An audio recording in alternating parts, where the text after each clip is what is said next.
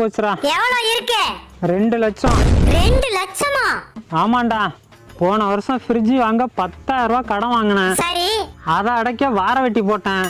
அதை வாரம் அடைக்க முடியாம 20,000 ரூபாய் கடன் வாங்கினேன். இப்போ 3 கடன் ஆகி போச்சு. சரி 3ஐயும் மொத்தமா அடைச்சுக்கலான்னு 50,000 ரூபாய்க்கு லோனை போட்டேன். அடைச்சியா? அடைச்சேன். ஆனா அந்த 50,000 வட்டியோட இப்ப 70,000 ஆகி போச்சு. அப்புறம் என்ன, 1 லட்ச ரூபா லோனை போட்டு அதை அடைக்க 10 இடத்துல கைமாத்தா கடனை வாங்கி இப்போ 2 லட்ச ரூபாயில நிக்குது. இந்த மாசம் டியூவை கட்ட பணம் இல்ல. இப்ப என்னடா பண்ண போற? அந்த ஃப்ரிட்ஜை ஒருத்தவன் பாதி விலைக்கு கேக்குறான்.